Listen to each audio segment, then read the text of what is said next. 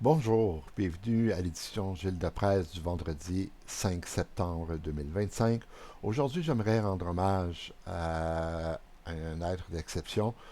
J'ai nommé Guy Rocher qui est décédé à l'âge de 101 ans le 3 septembre. Guy Rocher qui est un sociologue québécois qui a marqué le siècle dernier. Je vous décide de rendre hommage puisqu'il a changé, dans le fond, la société telle qu'on la connaît, a changé le système d'éducation tel qu'on le connaît également. Et il faut comprendre que M. Rocher reçoit son doctorat dans les années 60 et il devient directeur du département de sociologie. C'est après que, dans le fond, en tant que doyen, il a été nommé par le ministre Paul Gérin-Lajoie à l'époque, en 1961, pour devenir membre de la Commission royale d'enquête sur l'enseignement dans la province de Québec.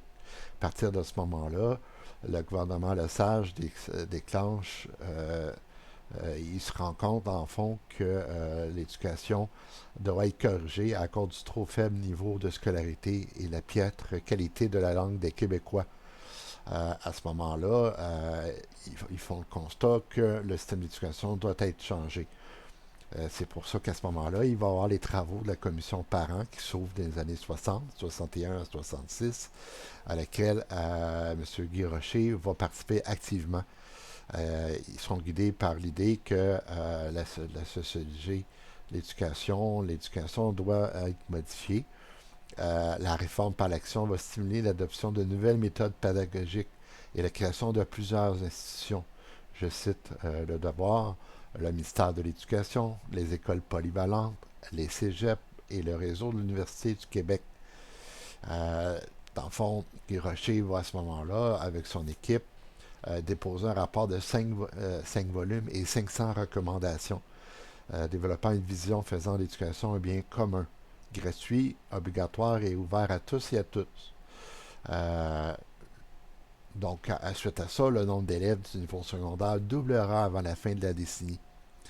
Donc, il y a plusieurs éléments qu'il faut retenir.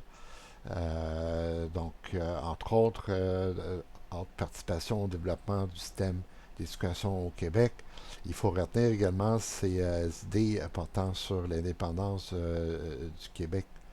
Donc, entre autres, ce qu'il faut souligner, c'est le fait qu'il considère que le Canada va aller en s'augmentant, va devenir un pays plus grand, plus moderne, puis que le Québec, à l'intérieur du Canada, va devenir un État folklorique euh, et va diminuer, son rôle va diminuer à l'intérieur du Canada, d'où la nécessité qu'il soit séparé du reste du Canada.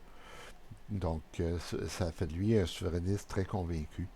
Donc, pour toutes ces raisons, je veux aussi lui rendre hommage aujourd'hui. Je vous remercie, M. Rocher, pour tout ce que vous avez donné au Québec. Vous pouvez maintenant être fier et reposer en paix. Bonne journée.